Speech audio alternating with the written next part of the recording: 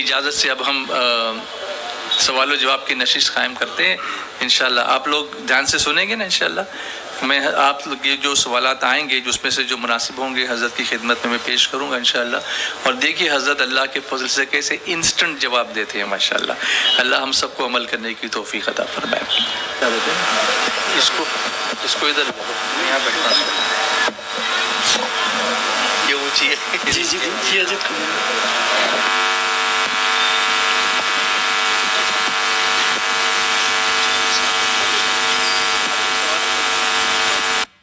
حضرات السلام علیکم ورحمۃ اللہ وبرکاتہ.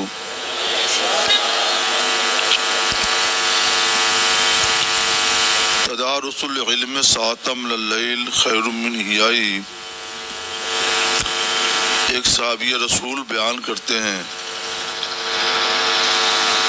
کہ ایک گھڑی تھوڑی دیر رات میں دین کی باتیں سننا سنانا رات بھر جاگ کر نفل عبادت سے بہتر ہے. میں نے اس میں غور کیا تو سمجھ میں آیا کہ بہت سے ایسے مسائل ہیں کہ علماء اور مبلغین فقہاء مفتیان دین 1 منٹ میں بتا دیتے ہیں بیان کر دیتے ہیں اور وہ مسئلہ نہ معلوم ہو کسی کو تو اس کی زندگی بھر کی عبادت بیکار ہو جاتی ہے. اس لیے دین کی بات سیکھ لینا رات بھر جاگ کر نفل عبادت سے بہتر ہے. اور میں یہ محسوس کرتا ہوں کہ کبھی کبھی زندگی بھر کی عبادت سے بہتر ہے. مثلا غسل میں ناک میں خاص طریقے سے پانی ڈالنا اور بہانا فرض ہے. جب آدمی خاص طور پر اس کا اہتمام کرے گا تبھی ہو پائے گا ورنہ نہیں. میں نے 1 منٹ سے کم اس کو بیان کر دیا, آپ نے سن لیا. لیکن جو اس مجلس میں نہ آئے, اس مجلس علم سے دور رہے, علماء کے پاس نہ حاضر ہو, اس نے نہیں سنا, مسئلہ بھی نہیں جانتا ہے, تو وہ نہاتا رہے گا, عبادت کرتا رہے گا, نہ اس کا نہانا مقبول نہ اس کی عبادت مقبول.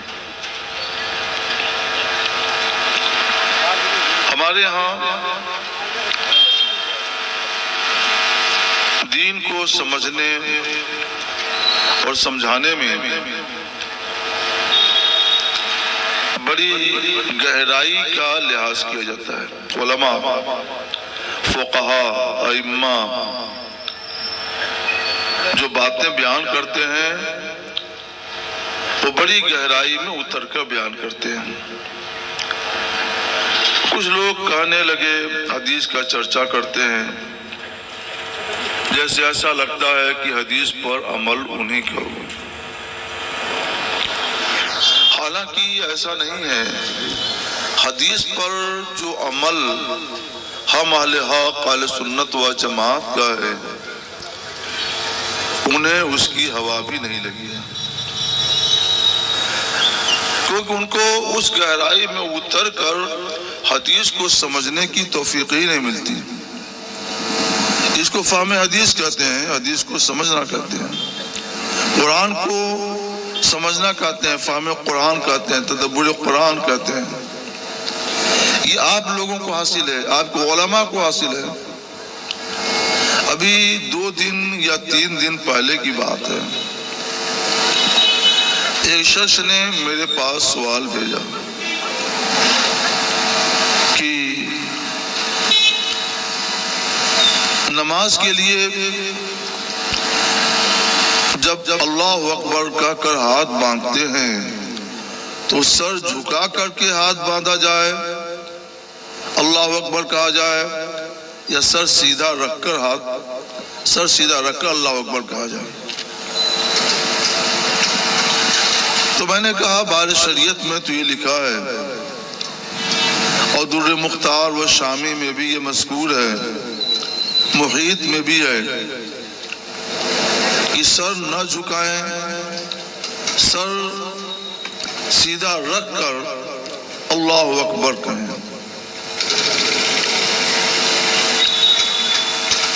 تو عجیب سا لگا انہیں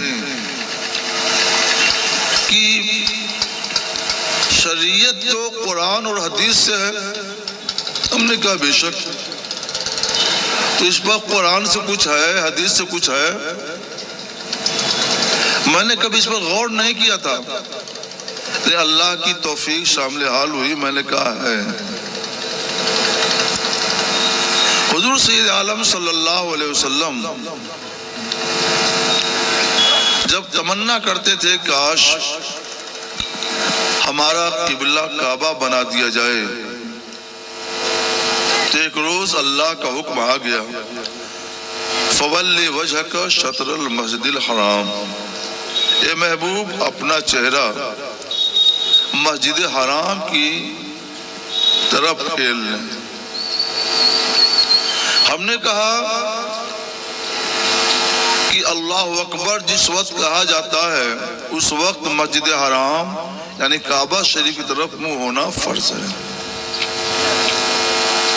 اور جب کعبہ شریف کی طرف منہ ہوگا، قرآن کے اس لفظ پہ غور کیجئے، تو سر جھکا ہوگا تو نہیں ہوگا، سر سیدھا رہے گا تبھی ہوگا۔ تو متاثر ہوئے۔ میں یہ بتانا چاہتا ہوں کہ ہماری فقہ حنفی میں یہ چھوٹے چھوٹے مسئلے بھی جو پائے جاتے ہیں، تو ایسا نہیں ہے کہ بس یوں ہی علماء نے لکھ دیا، وہ قرآن کی ترجمانی ہوتی ہے، حدیث رسول اللہ کی ترجمانی ہوتی ہے۔ ایک صاحب مجھ سے کہنے لگے، وہ ایک مولانا صاحب تھے، فون کیا کہ حضرت جب اذان ہوتی ہے تو کتے بھونکتے ہیں، کیوں بھونکتے ہیں، کیا وجہ ہے؟ تو اللہ کی توفیق شامل حال ہوئی۔ یہ جو کچھ ہوتا ہے، جواب جو کچھ ہوتا ہے نا، اللہ کی توفیق شامل حال ہوتی ہے تو بندہ بتاتا ہے، توفیق شامل حال نہ ہو تو پھر خاموش رہنا پڑے گا۔ اللہ کا فضل ہے۔ تو میں نے کہا کہ اصل میں جب اذان ہوتی ہے تو شیطان بہت تیزی سے بھاگتا ہے، اور کتوں کی عادت ہے کہ ان کے بغل سے کوئی تیزی سے بھاگے تو وہ بھونکتے ہیں۔ ہم نے کہا کہ آپ دیکھتے ہوں گے کہ بائک والے اگر تیزی سے بھاگیں ہوں گے سامنے سے، اگر آہستہ جائیں گے تو نہیں بھونکیں گے، تیزی سے بھاگیں گے تو بھونکیں گے۔ فور ویلر والے تیزی سے بھاگیں گے تو بھونکیں گے، اور وہاں تک دوڑاتے ہیں جہاں تک ان کی اپنی حد ہوتی ہے۔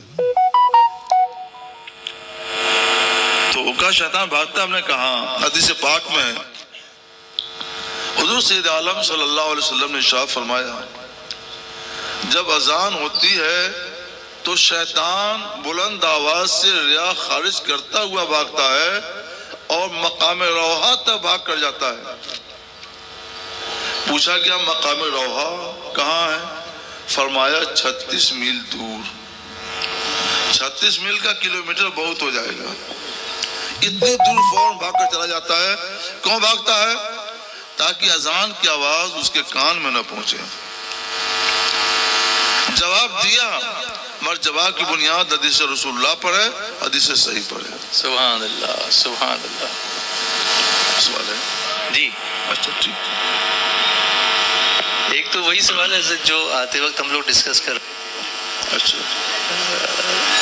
امام کے پیچھے قرت کرنے والا معاملہ، تو اس کو مزید کچھ تفصیل اس کی جاننا چاہتے ہیں۔ جیسے کوئی نماز پڑھ رہا ہے اور پیچھے کی صف میں ہے، امام کے پیچھے، اور وہاں اس کو امام کی آواز سنائی نہیں دے رہی ہے، تو چپ رہنا اور سننے کا حکم تو اس کے لیے ہے جو امام کو سن رہا ہو، وہ جو سمجھ رہے ہیں وہ پیش کر رہا ہوں آپ کے سامنے۔ اب یہاں تو آواز نہیں آ رہی ہے، تو کیا وہ قرات کر سکتا ہے؟ مذہب حنفی میں ہم لوگ امام اعظم کو مانتے ہیں، ان کے مذہب میں شریعت کا مسئلہ یہ ہے کہ جب امام قرات کر رہا ہو تو اس وقت مقتدی چپ رہیں، خاموش رہیں. اگر آواز، قرات کی آواز، تلاوت کی آواز سن رہے ہیں تو غور سے سنیں اور چپ رہیں. دو فرض ہیں اس پر. پہلا فرض استمعوا، غور سے سننا. دوسرا فرض انصتوا، چپ رہنا. دور ہے کہ امام کی آواز وہاں تک نہیں پہنچتی ہے، یا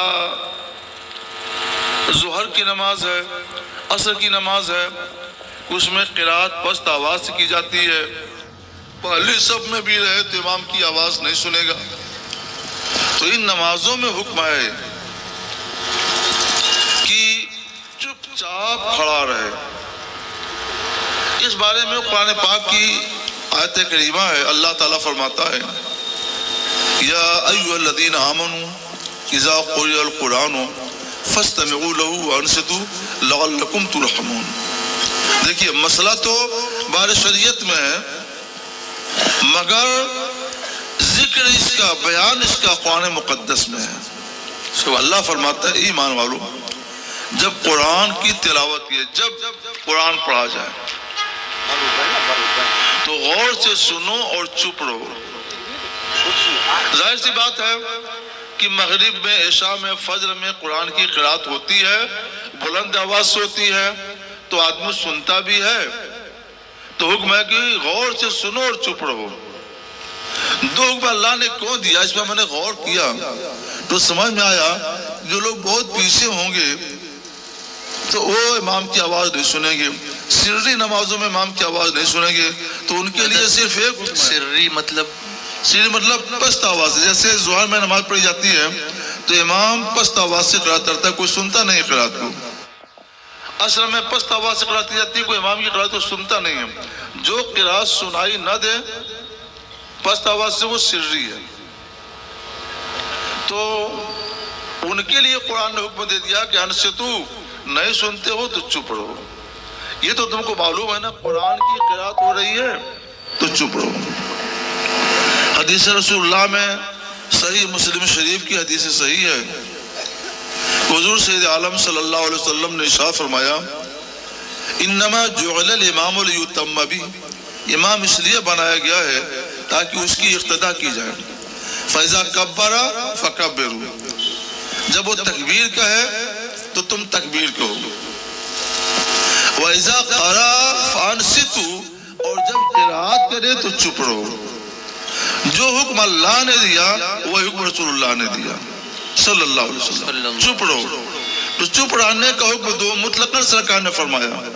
مطلقاً اس مطلق کا تقاضا یہ ہوا کہ ظہر اور عصر کی نماز ہو سری قرات والی تو بھی چپ رہو، اور فجر، مغرب اور عشاء کی نماز ہو بلند آواز سے قرات کرنے والی تو بھی چپ رہو. چپ رہنا فرض ہے. اچھا ایسا کیوں ہے؟ امام اعظم رحمۃ اللہ علیہ نے جو حکم دیا اس کی وجہ کیا ہے؟ مسئلہ تو یہ ہے کہ جو نماز پڑھے وہ سورہ فاتحہ کی بھی قرات کرے، تو سورہ فاتحہ قرات تو نہیں کرے گا، اور دوسری سورہ بھی پڑھے، دوسری سورہ بھی نہیں پڑھے گا. تو بغیر قرات کے نماز کیسے ہوگی؟ امام تو پڑھ رہا ہے، نہیں پڑھ رہا ہے. جب مقتدی نہیں پڑھ رہا ہے تو مقتدیوں کی نماز بغیر قرات کیسے ہوگی؟ تو سنیے، حدیث رسول ہے، سرکار علیہ الصلوۃ والسلام ارشاد فرماتے ہیں کہ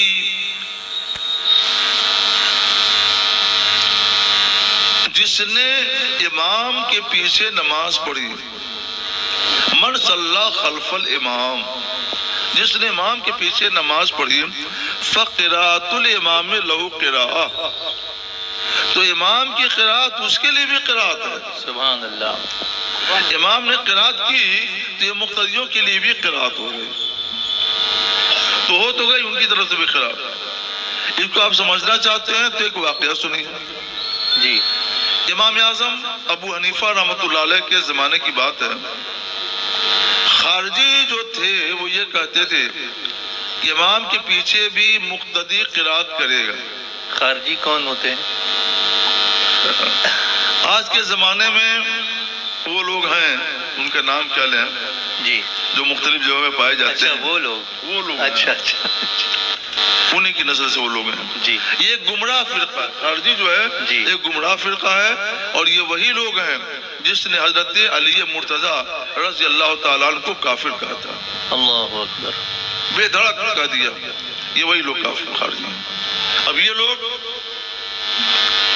امام اعظم ابو حنیفہ رحمۃ اللہ علیہ کے پاس آگے 70 گھیر لیا اور خنجر بھی لیے ہوئے تھے آپ ہمیں ہمارا جواب دیں ورنہ آپ کا کام یہ ہتھیار کرے گا امام اعظم سے ایسا کہا امام اعظم سے کہا اللہ ہمارا جواب دیں ورنہ پھر اس کا سامنا کرنا پڑے گا امام اکیلے اور یہ 70 چاروں طرف سے گھیر لیا تو انہوں نے پوچھا کہو کیا بات ہے کیا کہنا چاہتے ہیں تو انہوں نے کہا کہ آپ کہتے ہیں کہ مقتدی امام کے پیچھے قرات نہیں کرے گا اس کی کیا دلیل ہے ایسا کیوں ہے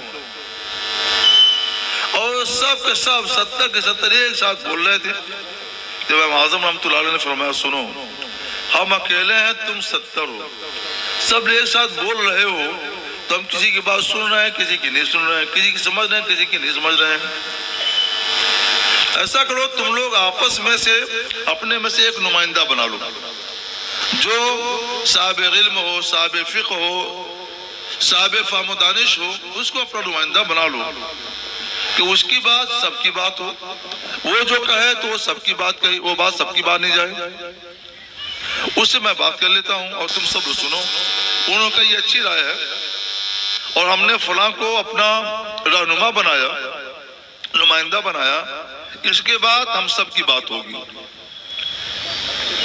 تو امام اعظم رحمۃ اللہ علیہ نے فرمایا تو پھر مجھے تم سمجھنا کیا چاہتے ہو اگر تمہارے بنائے ہوئے ایک نمائندہ کی بات سارے لوگوں کی بات ہے تو اللہ کی طرف سے جو امام مقرر کیا گیا ہے اس کی قرات سب کے لیے قرات نہیں ہوگی سب کے لیے قرات ہے من صلی خلف الامام فقرات الامام لو قرات لہذا امام کے پیچھے قرات نہیں کرنا ہے چپ چاپ رہیے قرات سنیے تو غور سے سنیے اور نہیں سنیے تو چپ رہیے